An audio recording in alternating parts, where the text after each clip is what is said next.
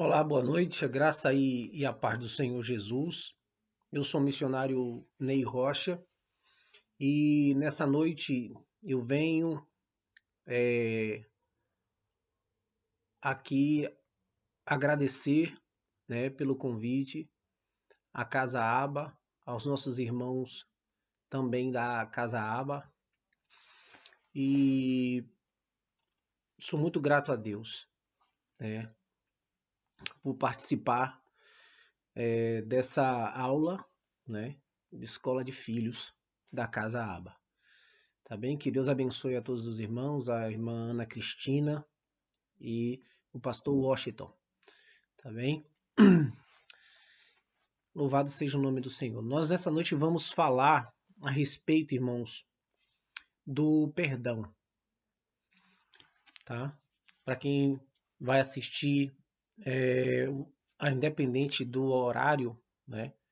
À noite, ou um bom dia também, uma boa tarde. Mas vamos falar a respeito do perdão. Mas, em efeito, a gente vai falar sobre compreendendo o perdão. E eu peço aos irmãos que abram a sua Bíblia no livro de Mateus, no capítulo de número 5, no versículo de número 23 e 24. Eu vou esperar você abrir a sua Bíblia no livro de Mateus, capítulo 5, versículo 23 e 24. Que diz assim a palavra do Senhor. Se, pois, ao trazeres ao altar a tua oferta, ali te lembrares de que teu irmão tem alguma coisa contra ti, deixa perante o altar a tua oferta, vai primeiro reconciliar-te com o teu irmão e então, voltando, faze a tua oferta. Pegou aí? Primeiro, reconciliar com o irmão, depois você volta e faz a tua oferta. A reconciliação não é algo a ser praticado somente entre nós e Deus. Preste bem atenção. A reconciliação não é algo a ser praticado somente entre nós e Deus, mas também para com nossos irmãos, mas também para com os nossos irmãos. Reconhecemos que a semelhança da cruz também temos duas linhas do fluir. Eu vou voltar e repetir. Reconhecemos que a semelhança da cruz também temos duas linhas do fluir da reconciliação. Primeiro, a vertical, o homem com Deus. Segundo, a horizontal entre os homens. O mesmo perdão que recebemos de Deus deve ser praticado para com os nossos semelhantes. Pegou aí? Presta atenção.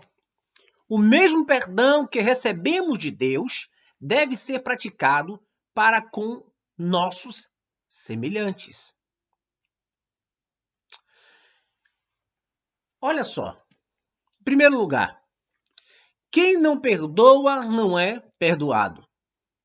Quem não perdoa não é perdoado. Preste atenção. Vem para cá. O perdão ou a falta dele,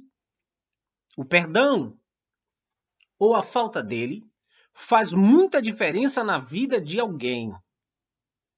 O perdão ou a falta dele faz muita diferença na vida de alguém. A reconciliação horizontal determina se a vertical que recebemos de Deus vai permanecer em nossa vida ou não. Eu vou repetir novamente.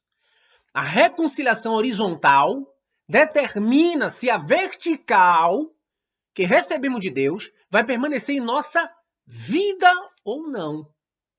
A palavra de Deus é clara quando ao fato de que, se não perdoamos a quem nos ofende, então Deus também não nos perdoará.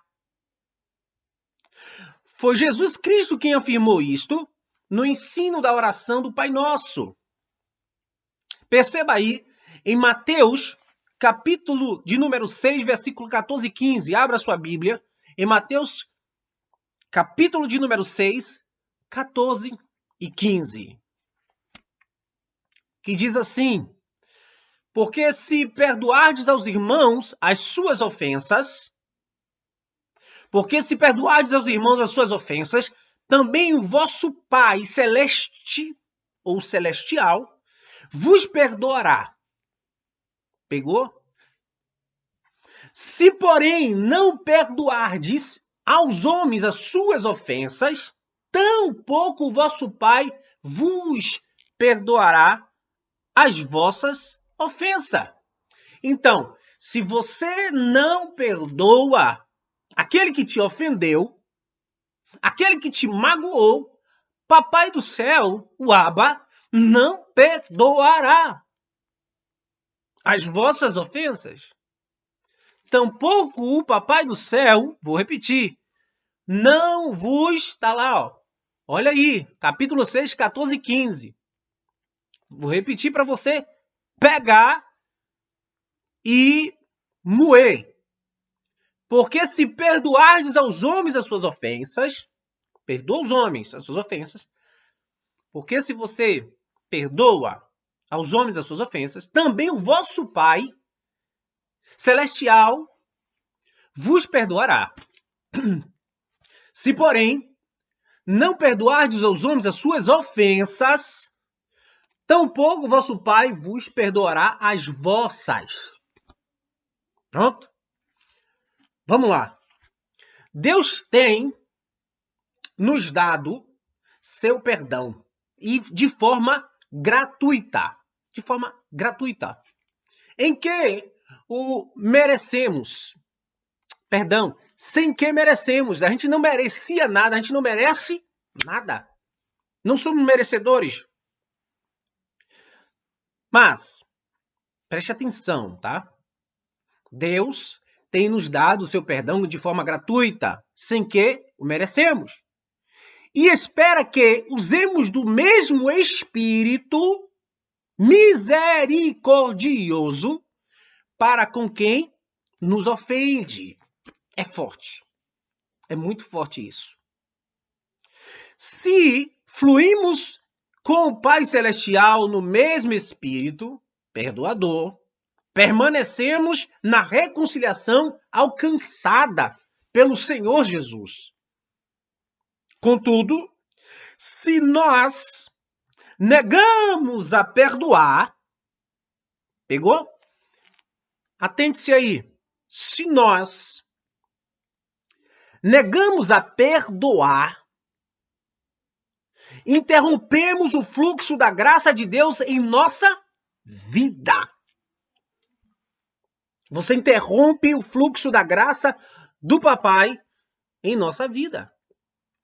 E nossa reconciliação vertical é comprometida pela ausência da horizontal.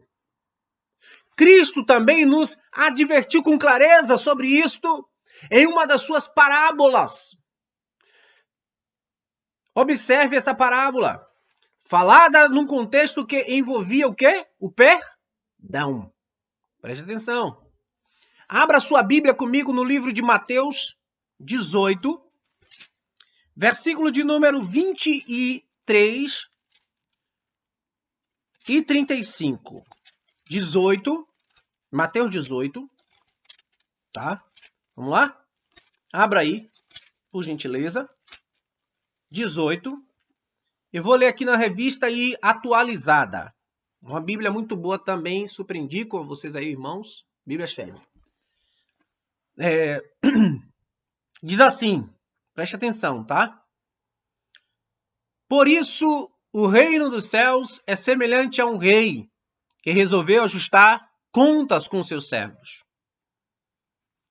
Abriram? 18, 23 e 35? Estou aguardando. Por isso, o reino dos céus é semelhante a um rei que resolveu ajustar contas com seus servos. Ajustar o quê? Contas com seus servos. E passando a fazê-lo, trouxe-lhe um que devia 10.000 talentos. 10.000 talentos. Trouxe-lhe um que devia 10.000 talentos. Não tendo ele, porém, com o que pagar, ordenou o Senhor que fosse paga. Ordenou o Senhor que fosse paga.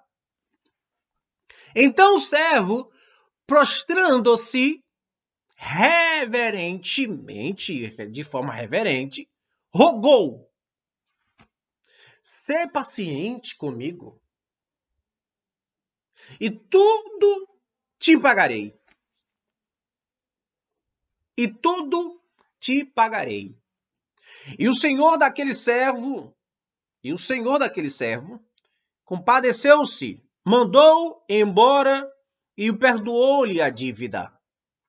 Saindo, porém, aquele servo encontrou um dos seus conservos que lhe devia 100 denários. Devia 100 denários. Ele devia dinheiro. Ele estava devendo ali 100 denários. Vamos lá para a gente não se perder. E agarrando-o, o sufocava. É isso mesmo?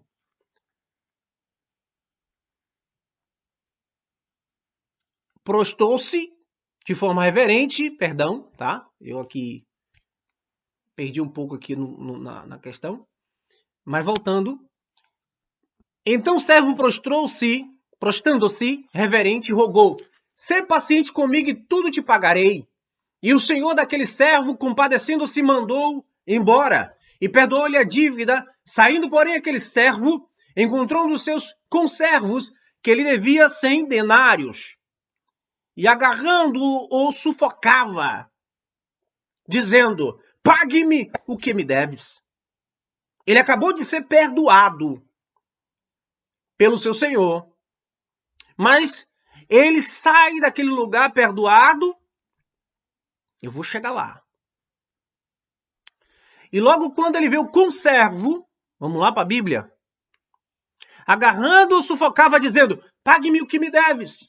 Então, o seu conservo, caindo-lhe aos pés, lhe implorava: "Sê paciente comigo e te pagarei." E ele, entretanto, não quis. Ele não quis. Imagine aí. Jesus. Só Deus. "Pague-me o que deves." Então seu conservo, caindo-lhe aos pés, e rogou a ele também. E aí, irmãos? Então, ele, entretanto, não quis, de jeito nenhum, perdoar a dívida daquele conservo dele. Mas ele foi perdoado. Mas vamos lá. Antes, indo-se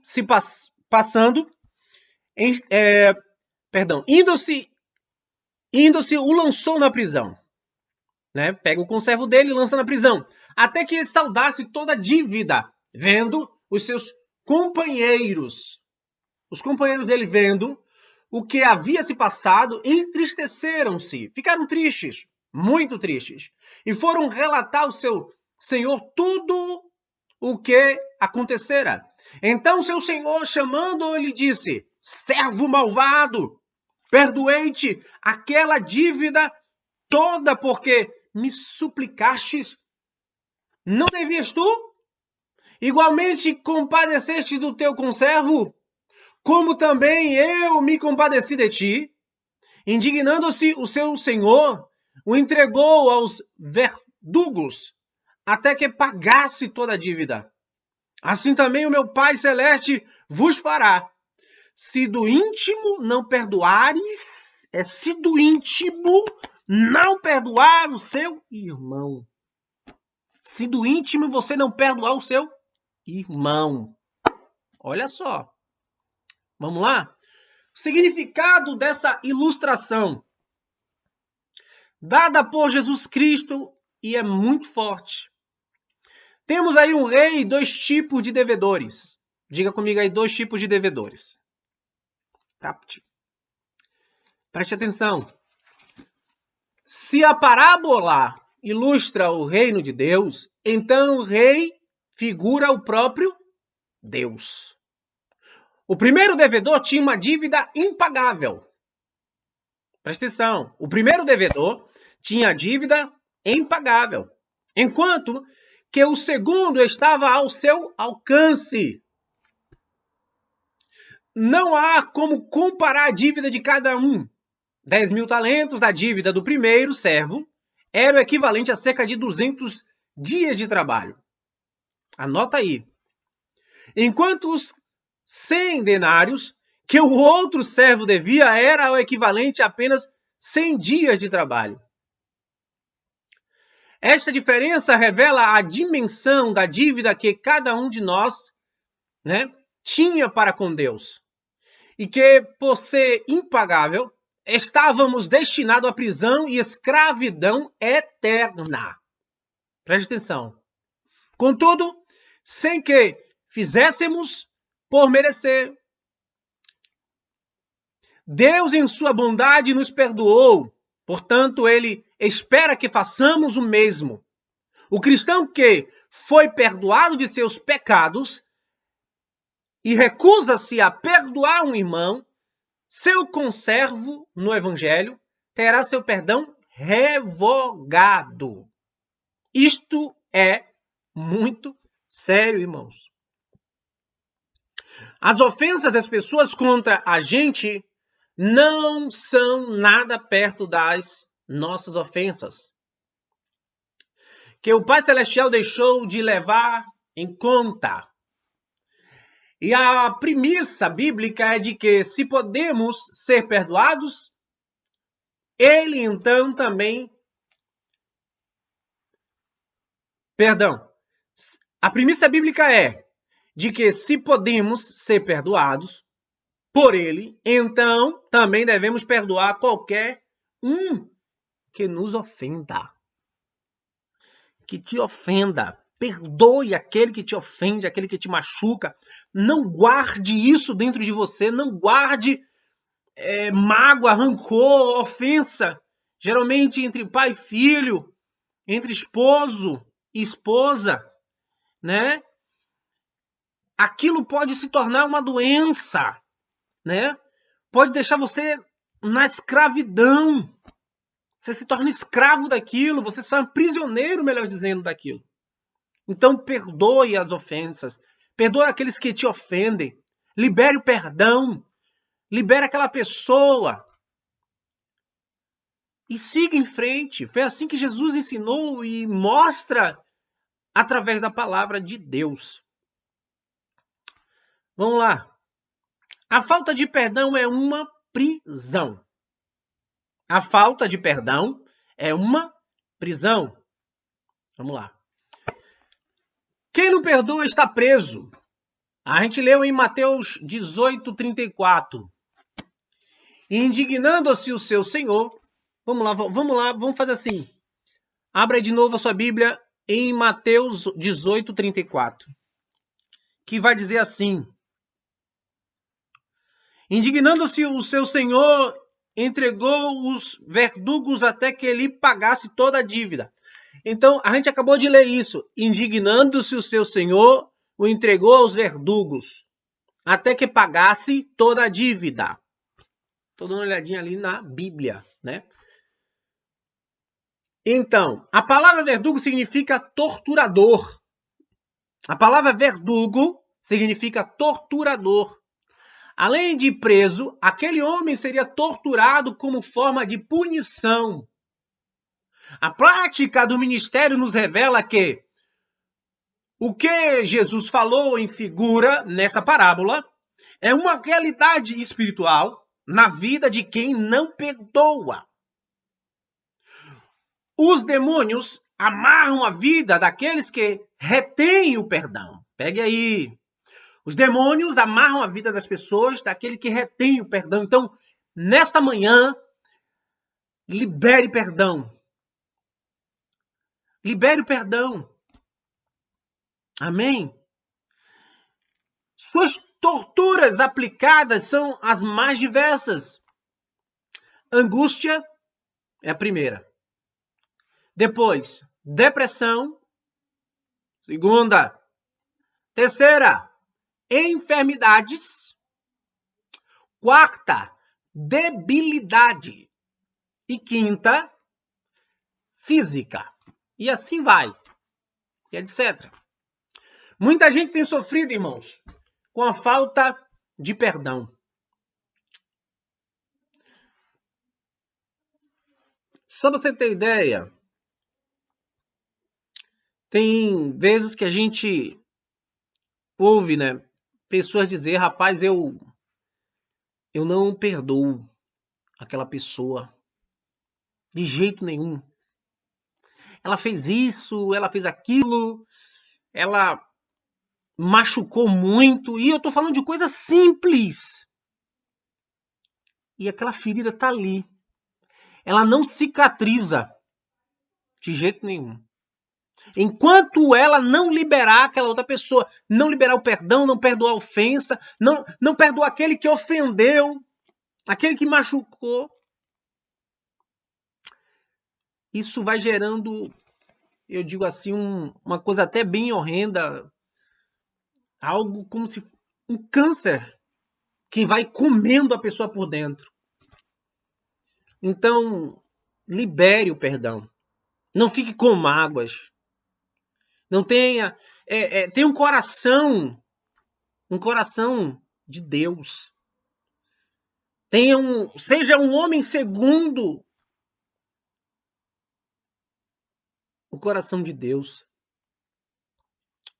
Mas vamos lá. Alguns acham que o perdão é um benefício para o ofensor. Alguns acham que o perdão é um benefício para o ofensor. Imagine aí. Porém, eu digo que o benefício maior não é o que foi dado ao ofensor, mas sim o perdão, né, que produz na vítima. Eu vou repetir isso aqui, tá? Alguns acham que o perdão é um benefício para o ofensor. Acha.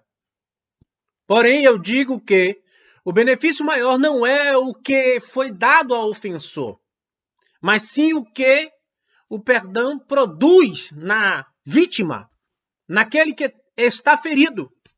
Sem perdão não há cura. A doença interior só se complica e a saúde espiritual, emocional e física da pessoa ressentida é seriamente afetada. Em outra porção das Escrituras, onde o contexto dos versículos anteriores é o perdão, vemos que o Senhor Jesus nos advertindo do mesmo perigo. Mateus capítulo 5, versículo 25 e 26. Abram aí, por favor. Mateus 5, 25 e 26. Olha só o que vai dizer. Entre em acordo sem demora com o teu adversário. Entre em acordo sem demora com o teu adversário. Enquanto estás com ele a caminho para que o adversário não te entregue ao juiz. O juiz é o oficial de justiça e sejais recolhido à prisão. Em verdade te digo que não sairás dali, enquanto não pagares o último centavo. Olha aí. Não sei exatamente, irmãos, como é esta prisão, mas sei que o cristão não estava... mas sei que Cristo, não estava brincando quando falou dela. E todos já pegaram essa prisão aí, né? A falta de perdão me prende e pode prender a vida de mais alguém. Tanto agora, Imagine depois que você vai para a vida eterna, que segue-se o juízo. Tá bom? Isto é um fato comprovado. Tenho presenciado gente que esteve presa por tantos anos e ao decidir perdoar foi intimadamente livre. Isto também pode acontecer com você. Basta decidir perdoar.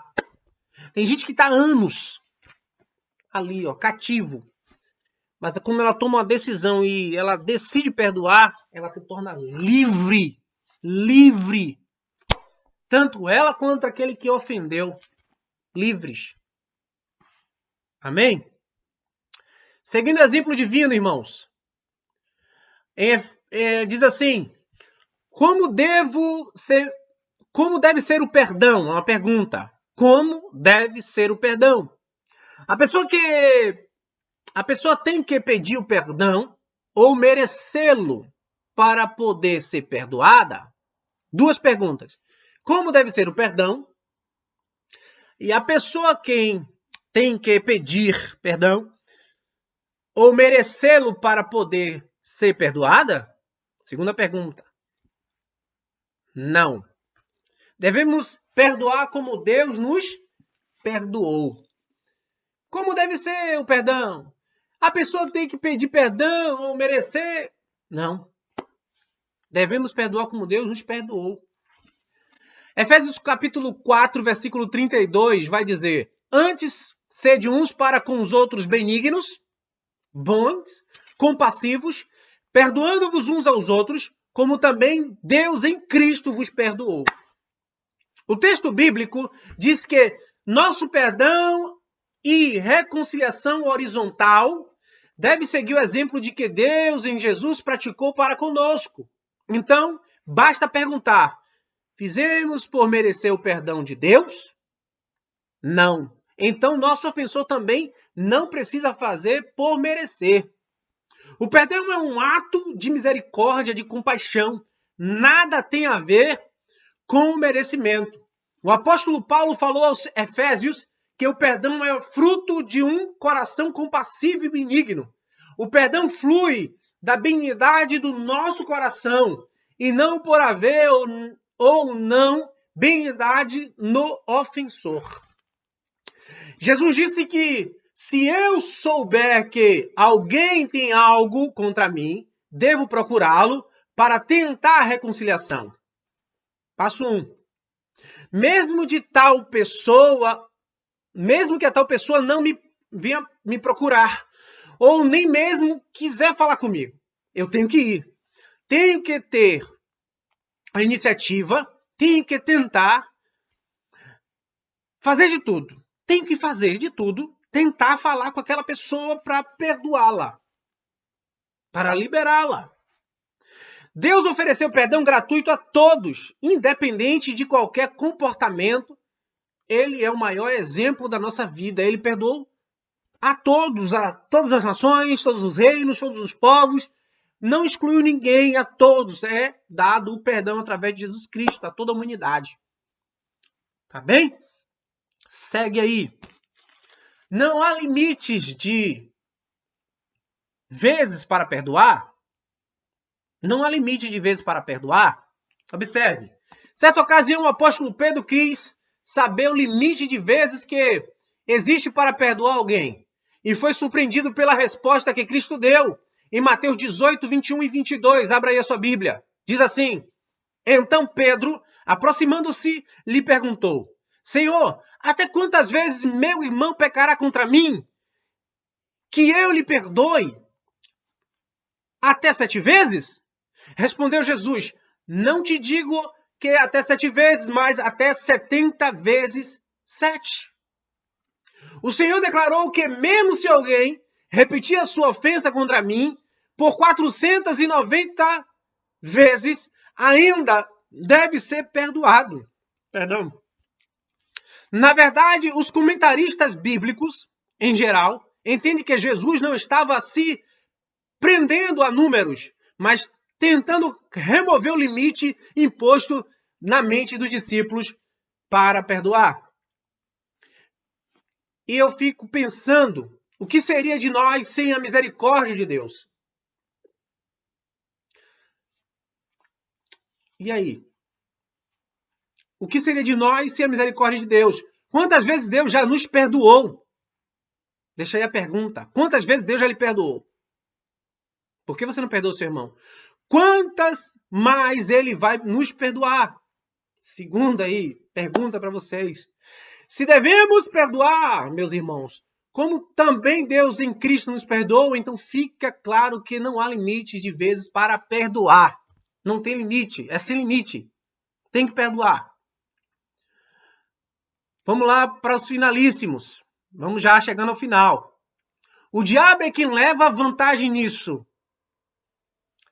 Já falamos que há uma prisão espiritual ocasionada por reter o perdão. E que os demônios se aproveitam dessa situação agora. E que os demônios aproveitam da situação, perdão. Agora queremos examinar um outro texto bíblico que nos mostra nitidamente que a falta de perdão dá vantagem ao diabo. Perdão, desculpa, tá? Abra sua Bíblia em Coríntios, capítulo de número... 2 Coríntios, capítulo 2, versículo 10 e 11. Abra aí a sua Bíblia, por favor. Diz assim a palavra do Senhor. A quem perdoais alguma coisa, também eu perdoo. Porque, de fato, o que tenho perdoado, se alguma coisa tenho perdoado, por causa de vós o fiz na presença de Cristo, para que Satanás não alcance vantagem sobre o quê? Sobre nós. Pois não lhe ignoramos os desígnios. O apóstolo Paulo revela aqui que se deixamos de perdoar quem vai se aproveitar da situação, é Satanás. Vou dizer de novo. O apóstolo Paulo revela que se deixamos de perdoar, quem vai se aproveitar da situação é quem? Satanás. O adversário, o inimigo das nossas almas. Disse ainda que não ignorava as maquinações do maligno. Observe. Ele aproveita a situação e o adversário das nossas almas disse ainda que não ignorava as maquinações do maligno. Em outras palavras, ele estava dizendo que, justamente por saber como o diabo age na falta de perdão, é que não pode deixar de perdoar. A pessoa, não vou liberar, não vou querer, não vou deixar, não vou perdoar de jeito nenhum. Então o inimigo se aproveita disso, agarra isso e aí prende ele ali. E aí o inimigo age na falta de perdão. Não queria poder deixar, né? De perdoar. A pessoa não quer deixar de perdoar, ela não deixa, então o inimigo, ele se aproveita disso. Não sei se você está entendendo, mas ele se aproveita da sua falta de perdão. Então, a partir de hoje, perdoe, irmãos. Se tem alguém que está no norte, no sul, no Brasil, se tem alguém que está em qualquer lugar, está bem longe, perdoe. Libere o perdão. Libere aquela pessoa. Vá até ela, peça perdão, ligue. Se ela não te atender, ore a Deus, Senhor, perdoa aquela vida. Amém? Precisamos entender que Deus não será engrandecido na falta de perdão. Que o ofendido não lucra nada por não perdoar. Que até mesmo o ofensor pode estar espiritualmente preso. O único que lucra com isso é o inimigo. Pois passa a ter autoridade na vida de quem decide alimentar o quê? A ferida do ressentimento. E para terminar aqui, rapidamente, já estamos bem longos. A Bíblia nos ensina que não devemos dar lugar ao diabo, em Efésios 4, 27. Não devemos dar lugar ao diabo. Que ele anda em nosso derredor rugindo como o quê? Como leão. Em 1 Pedro vai dizer que devemos resistir a ele. Mas quando nos recusarmos a perdoar, estamos deliberadamente quebrando todos estes mandamentos. Então nós temos que viver a palavra, o que a Bíblia diz, que não devemos dar lugar a Satanás, resistir ao diabo também, tá? Para que, né, ele não venha estar ali nos prendendo, nos amordaçando, travando a nossa vida, tá? Glória a Deus. Conselhos práticos e finais, irmãos. Para aqueles que reconhecem que não há saída a não ser perdoar, mas que, por outro lado, não é algo tão fácil de se fazer, quero oferecer alguns conselhos práticos que serão de grande valia. Primeiro, o perdão não é um sentimento, é uma decisão e também uma atitude de fé. Já dissemos que o perdão não é por merecimento, logo não temos motivação alguma em minhas emoções a perdoar. Não me alegro por ter sido lesado, mas libero aquele que me lesou por uma decisão racional. Portanto, o perdão não flui espontaneamente, deve ser gerado no coração por levar em consideração aquilo que Deus fez por mim e a sua ordem de perdoar. As consequências da falta de perdão também devem ser lembradas para dar mais munição à razão do que à emoção. É preciso fé para perdoar. Certa ocasião, quando Jesus ensinava os discípulos a perdoarem, foi interrompido por um pedido peculiar. Em Lucas 17, 3 e 5, para a gente terminar. Acautelai-vos. Se teu irmão pecar contra ti, repreenda-o. E se ele se arrepender, perdoa-lhe. Se por 7 vezes